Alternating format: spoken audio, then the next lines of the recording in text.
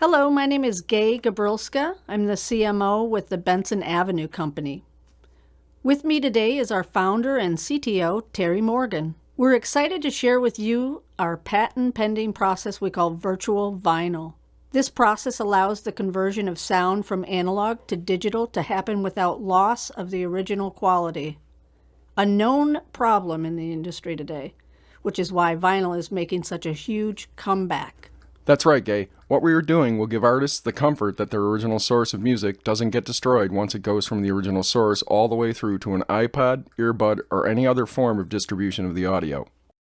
Our vision is to bring back to consumers the original sound quality the way the artist wanted you to hear it, whether it's in your home, your car, or in a movie theater. If we look at the advancement of the quality of recorded sound today versus 40 years ago, it's extremely disappointing. Think of all of the new hardware and technological advancements in our world even in the past 10 years. Audio quality has been left behind, while video quality has moved off the charts to the better. The Benson Avenue Company has found a solution to this. Yes, we have. We decided to look at the entire process of creating digital music from production to distribution to consumers. We analyzed every facet of the process, studied the history of the problem, and believed to have discovered the solution. We've gone back to the audio source and gathered the content in terms of its inherent mechanical information, which is what audio is, mechanical information.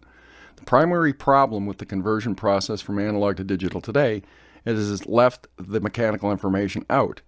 It was left out for expediency and due to simply how technology is presented. The solution itself says, gather that mechanical information, encode it with standard encoding processes, compression is the same, give it a variant type of output depending on the quality version and stream bandwidth that you're looking for. You can get anything from an album quality presentation to a studio quality presentation to the consumer. It's all there. Here is a visual example of the problem. It's an oversimplified version of the problem. It's a small bitrate solution. As you can see, the analog curve, which represents the audio information, the singer's voice, etc., is being sampled. As you can see, you are only picking points, so it doesn't matter how small or large the sample set is, you're missing information. Even current technology to modify those things after the sampling and such is slightly making the problem worse by not addressing the actual inherent problem of analog to digital conversion. It's at an end as far as its efficiency versus energy of solving the problem.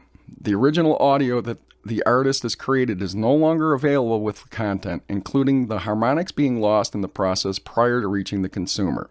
Digital encoding and compression are responsible for the losses of the third and fourth and anything higher harmonics at this point.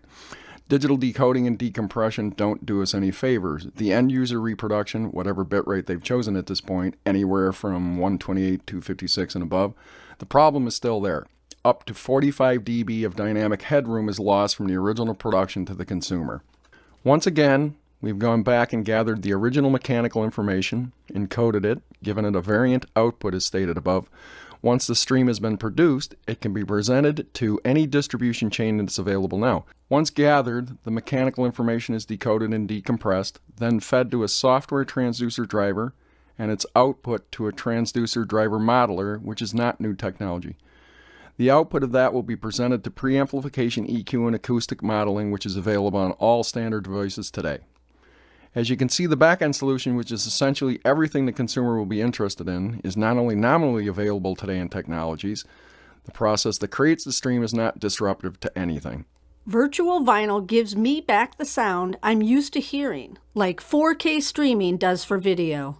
So once we figured out how to recapture the original sound, we got extremely excited about all of the different markets that VirtualVinyl will impact in a positive way.